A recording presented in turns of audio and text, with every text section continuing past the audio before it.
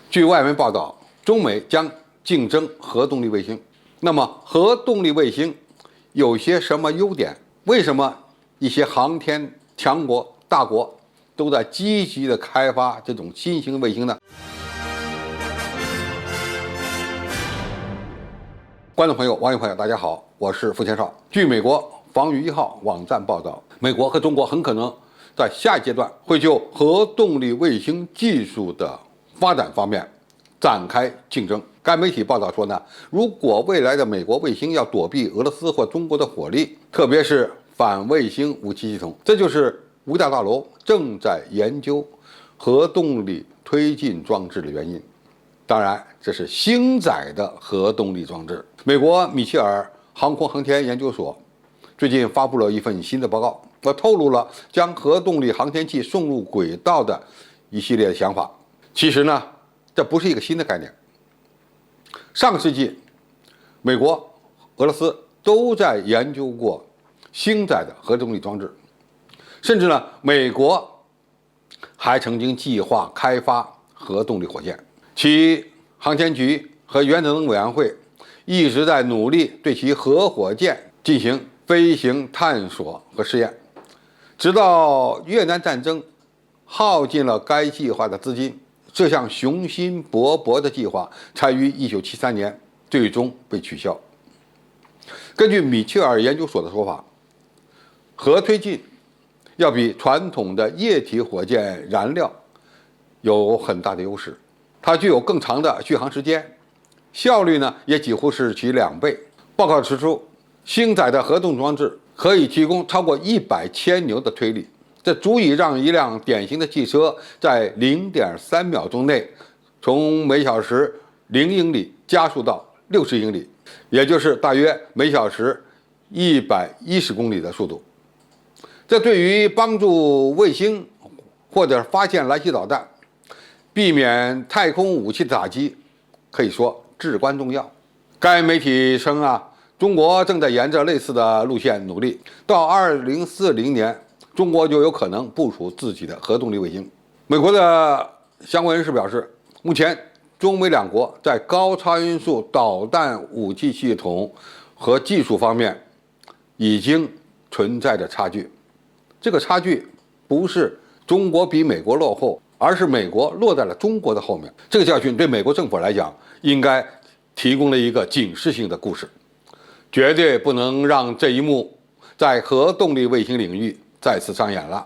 这就是美国的一些专家对未来核动力卫星所做的一个推测判断。那么，他们发展核动力卫星的目的，显然是为了对付中国和俄罗斯。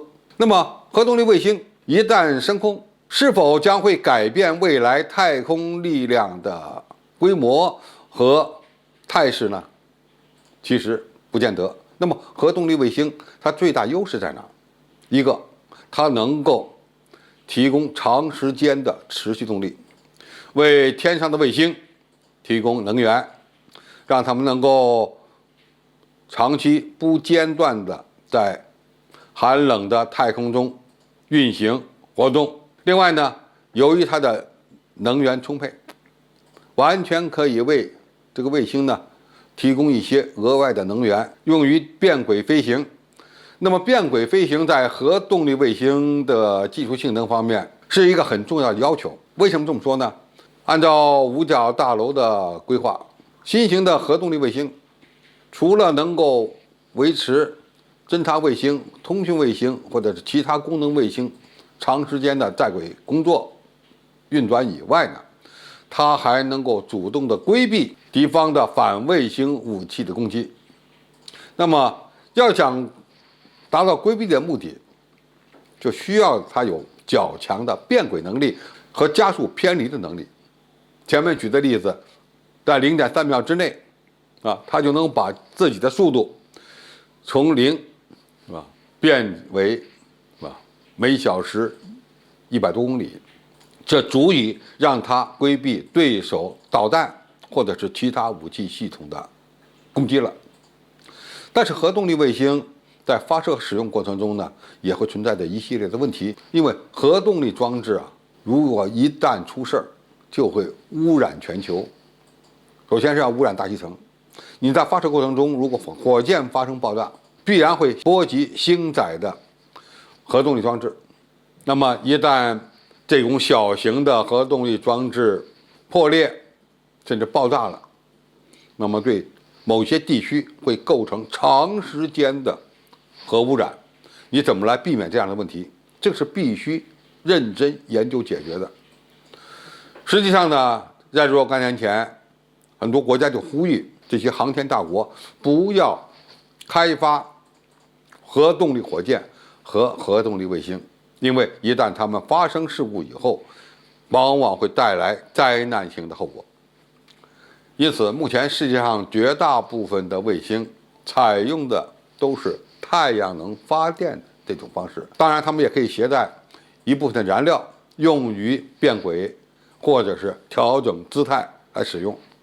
但是长期的能源供应，目前最好的办法还是由太阳能电池板给他们提供相应的动力和能源。因此，未来航空航天大国有没有必要发展核动力卫星？这些核动力卫星将会在未来的战场环境下取得什么样的规避效果、防卫能力？这个呢，是需要人们认真考虑的。那么，如果世界各国都大量的发射核动力卫星，会不会有一天给人类带来灾难性的后果？这个是美国的五角大楼和白宫不得不认真思考的一个问题。好，今天的评述就到这里，谢谢大家收看，我们下期再见。